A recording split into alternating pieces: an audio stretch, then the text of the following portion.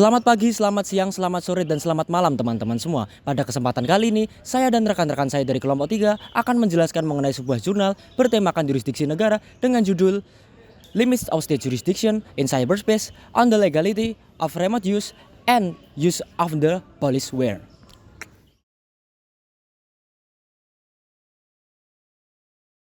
Di era transformasi digital dan globalisasi seperti saat ini, aktivitas-aktivitas kriminal telah melampaui batas-batas jurisdiksi suatu negara atau yang kita sebut sebagai cyberspace atau kejahatan di dunia maya. Sehingga penegak hukum harus memutar otaknya untuk menegakkan hukum di dunia maya tersebut. Sehingga dapat menimbulkan sebuah pertanyaan hukum internasional, yakni sejauh mana suatu negara dapat menjalankan yurisdiksi penegakan hukumnya di luar batas-batas teritorial negara lain. Mari kita bahas.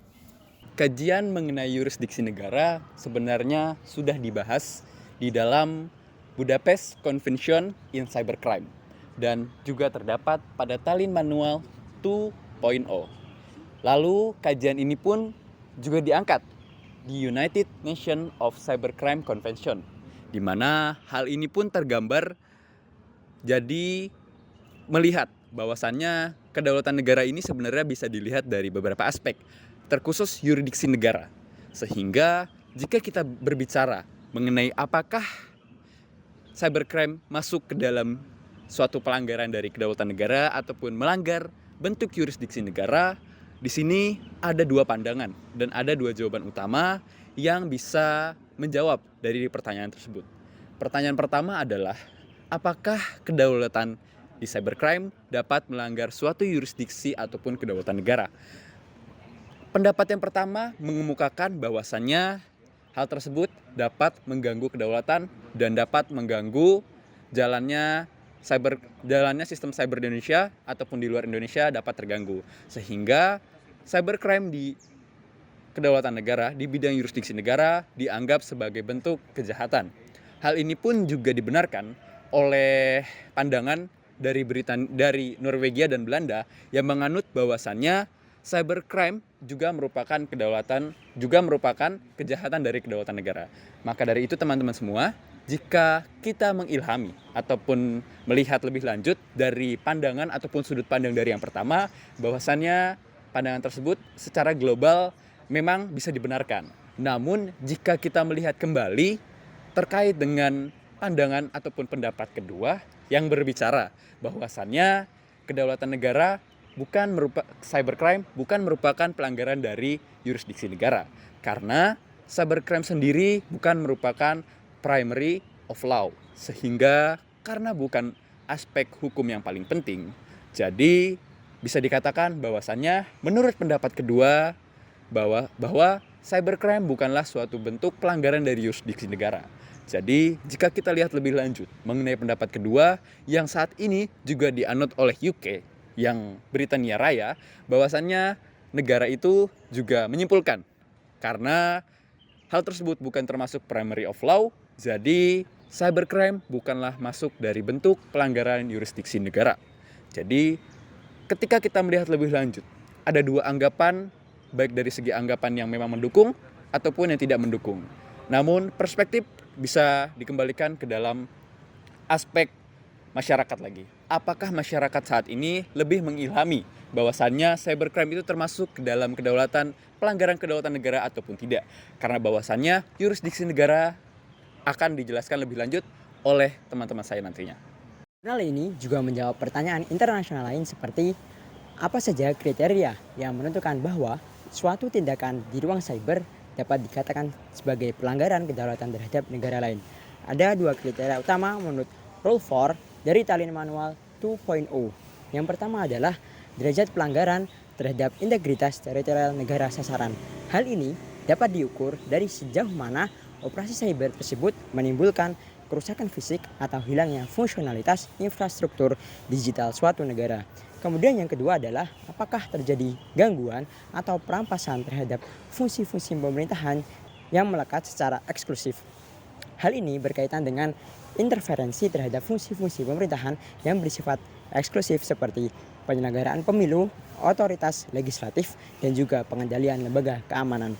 Stalin Manual menyatakan bahwa intervensi terhadap layanan data atau digital yang esensial bagi fungsi-fungsi pemerintahan dapat dianggap sebagai pelanggaran terhadap kedaulatan negara. Contoh konkretnya adalah campur tangan cyber dalam proses pemilu negara lain.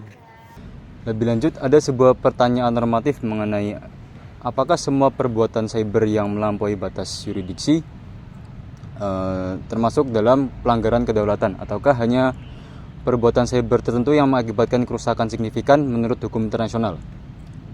Mengenai hal itu, terdapat dua kriteria utama yang tercantum dalam Rule 4 dari Tallinn Manual 2.0. Yang pertama adalah tingkat pelanggaran terhadap integritas teritorial, dan yang kedua adalah intervensi terhadap fungsi pemerintahan yang melekat. Bisa kita ambil contoh dari Denmark dan Kanada. Mereka menyatakan bahwa aktivitas cyber dengan dampak yang signifikan dan juga melampaui batas minimal dapat dikategorikan sebagai pelanggaran terhadap kedaulatan. Lebih keras lagi, Cina secara eksplisit menyatakan bahwa negara harus memiliki kontrol penuh atas yurisdiksional, infrastruktur, sumber daya, dan teknologi informasi komunikasi di wilayahnya. Dan bahwa negara lain wajib menahan diri untuk tidak menggunakan teknologi informasi guna mengintervensi urusan dalam negeri, serta melemahkan kepentingan nasional negara lain. Setelah membahas mengenai kedaulatan, kita akan membahas mengenai sah atau tidaknya penggunaan remote access atau akses jarak jauh yang dilakukan oleh aparat penegak hukum ke server negara lain tanpa meminta persetujuan dari negara tempat server tersebut berada. Terdapat dua pendekatan utama dalam pembenaran tindakan ini. Yang pertama adalah pendekatan penyamaan yurisdiksi internal dan eksternal, di mana negara menganggap bahwa akses terhadap data digital di luar negeri merupakan kelanjutan dari kewenangan sebelah nasional dalam melakukan penggeledahan dan penyitaan digital terlepas dari lokasi fisiknya. Dan yang kedua adalah pendekatan yang mengakui implikasi lintas batas, di mana negara menyadari bahwa tindakan semacam ini menyentuh dimensi yurisdiksi asing dan harus ditangani secara hati-hati baik dengan persetujuan atau dalam konteks kerja sama internasional. Dalam konteks praktikal dan normatif, penerapan remote use ini bergantung pada kebijakan dari masing-masing negara. Jika di Belgia mengubah kitab Undang-Undang Hukum Acara Pidana, menggantinya dalam pasal 88 ter yang memungkinkan bahwa hakim penyidik memperluas pencarian sistem komputer ke sistem lain di luar wilayah Belgia selama tindakan tersebut proporsional dan bertujuan untuk mencegah hilangnya bukti. Kemudian, jika kita melihat di negara lain seperti di Jepang menunjukkan pendekatan yang lebih hati-hati. Dalam kasus dugaan tindak pidana pornografi elektronik, Mahkamah Agung Jepang memutuskan bahwa akses jarak jauh yang dilakukan oleh polisi ilegal karena tidak ada persetujuan sukarela dari pemilik data dan tidak sesuai dengan prosedur hukum acara pidana Jepang, meskipun Jepang mengakui ketentuan cybercrime Convention pasal 32B. Lalu, jika kita melihat lebih lanjut mengenai practical jurisdiction yang berbicara bahwasannya suatu bentuk tindakan dari remote access bukanlah bentuk pelanggaran utama yang melanggar yurisdiksi negara. Hal ini sependapat dengan Jerman, Amerika, di mana dia berpendapat bahwasannya suatu remote access itu tidak akan menjadi bentuk pelanggaran apabila tidak dikenakan fisik secara langsung. Jika kita menarik benang kesimpulan bahwasannya hal ini pun sejajar ataupun sejalan dengan tujuan dari pelanggaran yurisdiksi negara, di mana tidak adanya kerusakan ataupun secara fisik, bahwasannya bentuk dari cybercrime baik dari segi bentuk terkecil ataupun tertinggi tidak dapat dikenakan atau dimasukkan sebagai aspek dari pelanggaran yurisdiksi negara. Namun, Prancis sebagai hukum yang menganut konservatif berbicara bahwasannya bentuk cybercrime itu merupakan bentuk dari suatu tindak kejahatan yang melanggar prinsip dari yurisdiksi negara.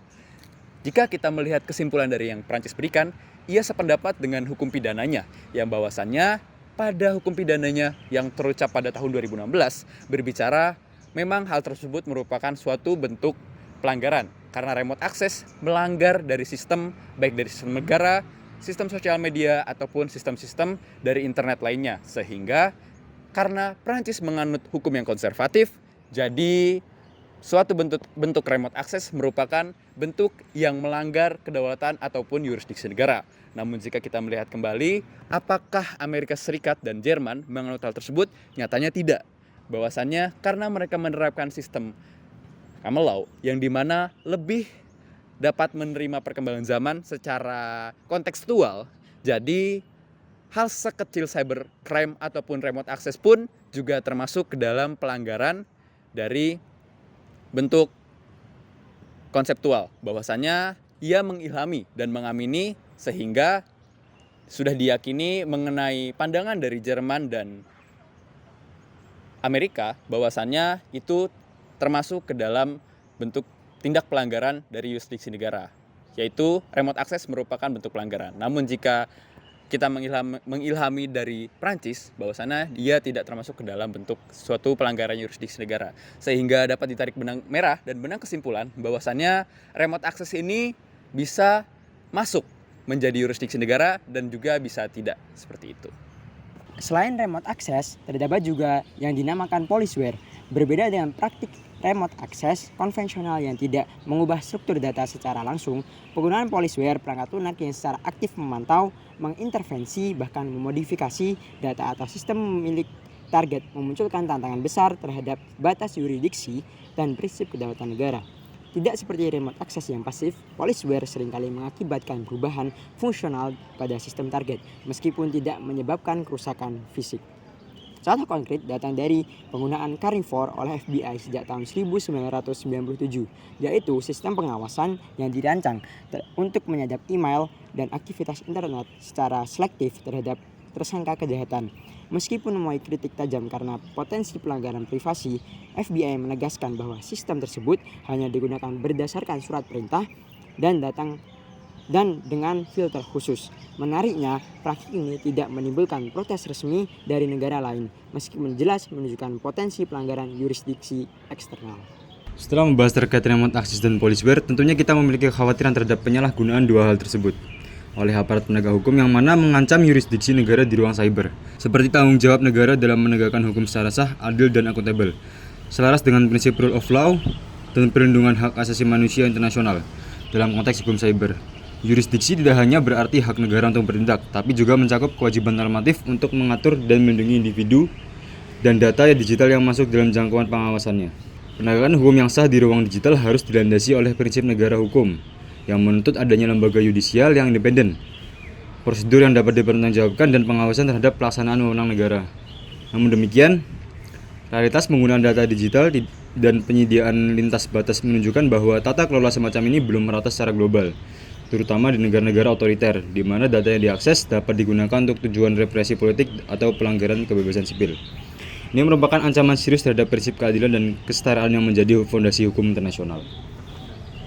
Pada akhirnya kita mencapai kesimpulan bahwa yurisdiksi negara dalam konteks cyberspace khususnya yang berkaitan dengan praktik remote access dan penggunaan policeware lintas batas masih berada dalam wilayah hukum internasional yang penuh ketidakpastian. Meskipun prinsip kedaulatan tetap menjadi dasar utama dalam menilai legalitas tindakan negara di ranah cyber, belum terdapat kesepakatan global mengenai ambang batas atau threshold yang dapat digunakan untuk menentukan apakah suatu tindakan digital telah melanggar yurisdiksi negara lain.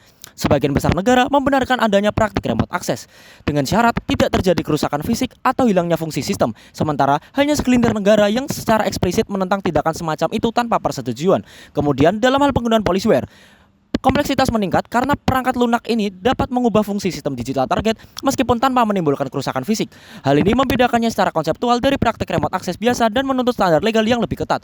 Penulis juga menyoroti absennya treaty internasional yang mengatur secara tegas mengenai yurisdiksi digital serta lemahnya cakupan perlindungan hak asasi manusia dalam penyusunan norma internasional terkait kejahatan cyber. Maka penguatan tata kelola dan penerapan prinsip rule of law dalam ruang digital menjadi prasyarat mendesak untuk menjaga legitimasi tindakan penegakan hukum transnasional.